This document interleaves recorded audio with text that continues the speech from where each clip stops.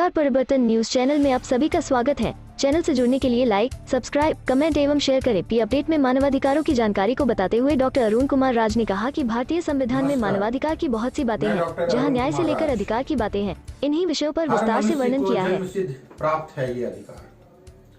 सामान्य जीवन यापन के लिए प्रत्येक मनुष्य के अपने परिवार, कार्य, सरकार और समाज पर कुछ अधिकार होते हैं, जो आपसी समझ और नियमों द्वारा निर्धारित होते हैं। इसी के अंतर्गत संयुक्त राष्ट्र महासभा द्वारा 10 दिसंबर 1948 को सार्वभौमिक मानवाधिकार घोषणा पत्र को आधिकारिक मान्यता दी गई, जिसमें भारतीय संविधान द्वारा प्रत्येक मनुष्य को कुछ विशेष अधिकार दिए गए हैं। अतः प्रत्येक वर्ष 10 दिसंबर को मानवाधिकार दिवस मनाया जाता है।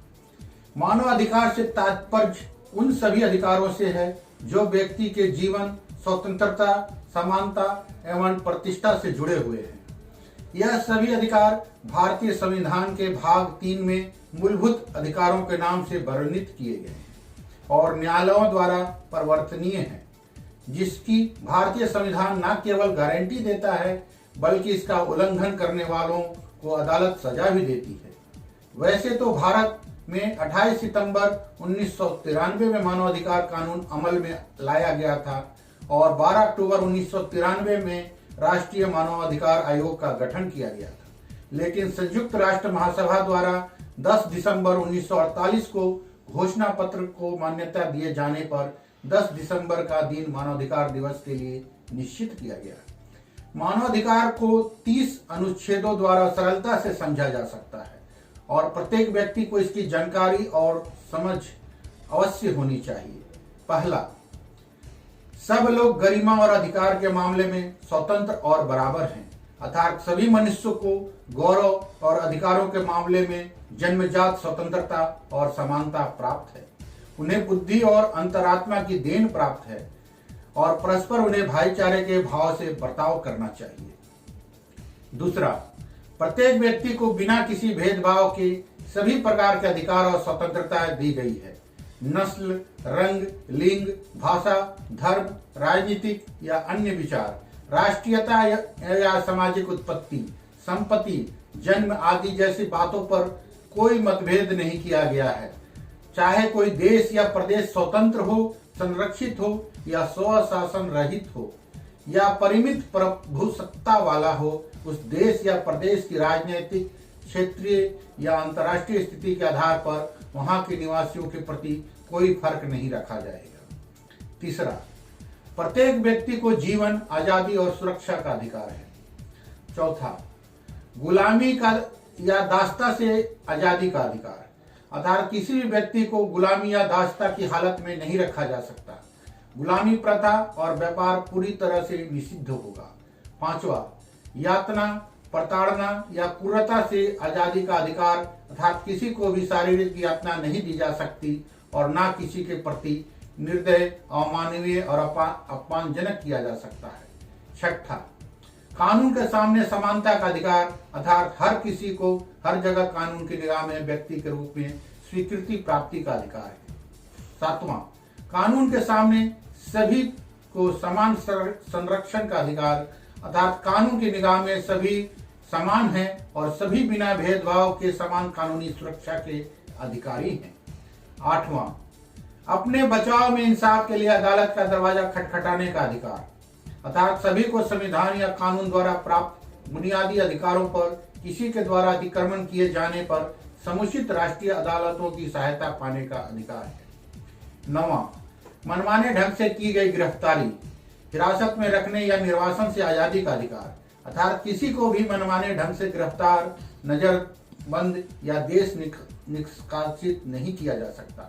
10वां, किसी स्वतंत्र अदालत के जरिए निष्पक्ष सार्वजनिक सुनवाई का अधिकार, अर्थात सभी को समान रूप से यह अधिकार है कि उनके अधिकारों और कर्तव्यों के मामले में और फौजदारी के किसी भी मामले में उनकी सुनवाई अदालत द्वारा न्यायोचित और सार्वजनिक रूप से निरपेक्ष और निष्पक्ष हो।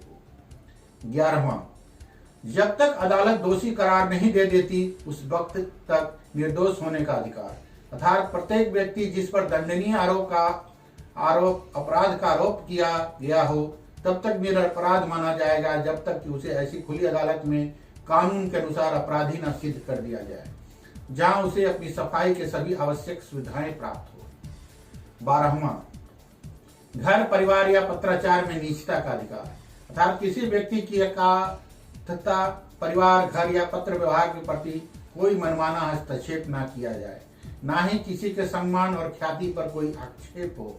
ऐसे हस्तक्षेप या आक्षेपों के विरुद्ध प्रत्येक को कानूनी रक्षा का अधिकार प्राप्त है। 13वां, अपने देश में भ्रमण और किसी दूसरे देश में आने जाने का अधिकार, अर्थात प्रत्येक व्यक्ति को प्रत्येक देश की सीमाओं के अंदर स्वतंत्रता पूर्वक आने जाने और बसने एवं अपने या पराये किसी भी देश को छोड़ने और अपने देश वापस आने का अधिकार है। 14वां, किसी दूसरे देश में राजनीतिक संरक्षण मांगने का अधिकार, अर्थात किसी व्यक्ति के सताए जाने पर उसे दूसरों देशों में संरक्षण लेने और रहने का अधिकार है, परंतु इसी अधिकार का लाभ ऐसे मामलों में नहीं मिलेगा जो वास्तव में गैर राजनीतिक अपराधों से संबंधित हैं या संयुक्त राष्ट्रों के उद्देश्यों और सिद्धांतों के विरुद्ध हैं।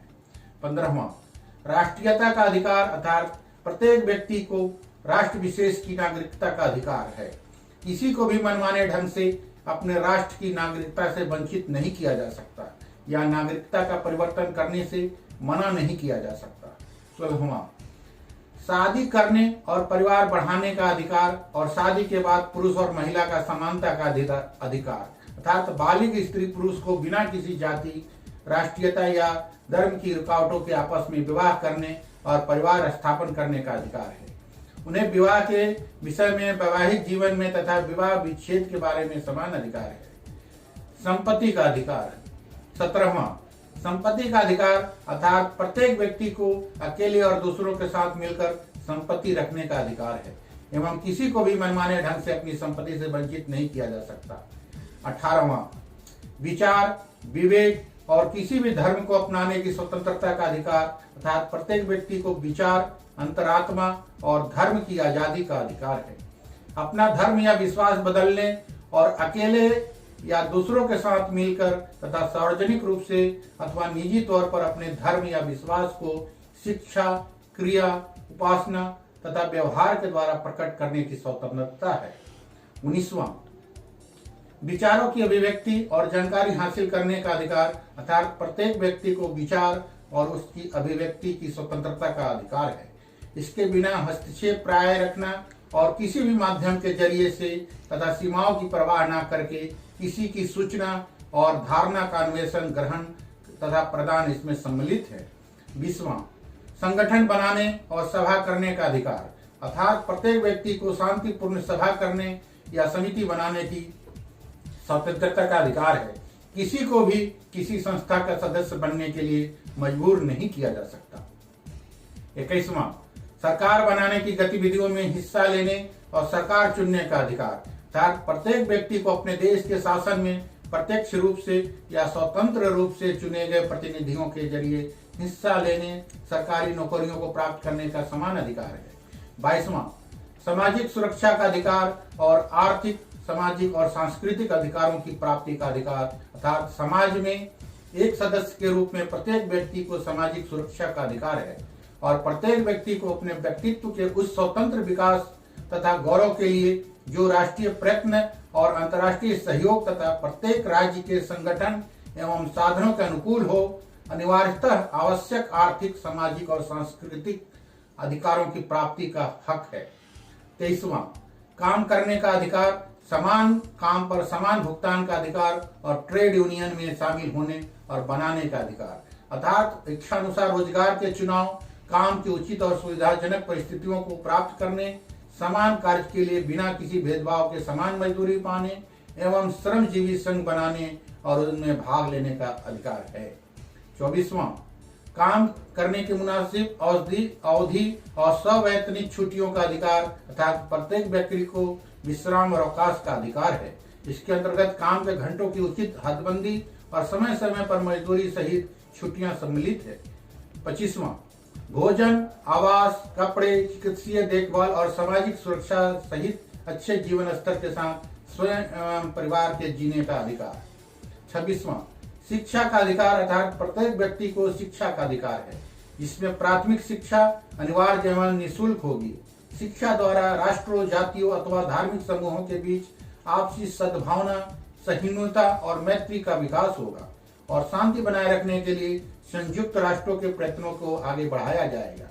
27वां सांस्कृतिक कार्यक्रमों में शामिल होने और बौद्धिक संपदा के संरक्षण का अधिकार अर्थात प्रत्येक व्यक्ति को स्वतंत्रता पूर्वक समाज के सांस्कृतिक जीवन में हिस्सा लेने, कलाओं का आनंद लेने तथा वैज्ञानिक उन्नति और उसकी सुविधाओं में भाग लेने का अधिकार है। इसके अलावा प्रत्येक व्यक्ति को किसी भी ऐसे वैज्ञानिक, साहित्यिक या कलात्मक कृति से उत्पन्न नैतिक और आर्थिक सहयोग हितों की रक्षा का अधिकार है, जिसकी रचयिता वह स्वयं है। 28वां प्रत्येक व्यक्ति को ऐसी सामाजिक और अंतर्राष्ट्रीय व्यवस्था की प्राप्ति का अधिकार है जिसमें उस घोषणा में उल्लिखित अधिकारों और स्वतंत्रताओं का पूर्णतः प्राप्त किया जा सके। 29वां प्रत्येक व्यक्ति का उसी समाज प्रति कर्तव्य है जिसमें रहकर उसके व्यक्तित्व का स्वतंत्र और पूर्ण विकास संभव हो। अपने अधिकारों और स्वतंत्रताओं का उपयोग करते हुए प्रत्येक व्यक्ति कानून द्वारा निश्चित की गई सीमाओं द्वारा बंद होगा, जिसका एकमात्र उद्देश्य दूसरों के अधिकारों और स्वतंत्रताओं के लिए आदर और समुचित स्वीकृति की प्राप्ति है। इन अधिकारों और स्वतंत्रताओं का उपयोग किसी प्रकार से भी संयुक्त राष्ट्रों के सिद्धांतों और उद्देश्यों के विरुद्ध नहीं किया जाएगा। 30वां इस घोषणा पत्र में शामिल किसी भी बात की ऐसी व्याख्या ना हो जिससे यह आभास मिले कि कोई राष्ट्र, व्यक्ति या गुट किसी ऐसे गतिविधि में शामिल हो सकता है जिससे किसी की स्वतंत्रता या अधिकारों का हनन हो। धन्यवाद। आपका अपना human right activist doctor Arun Kumar राज।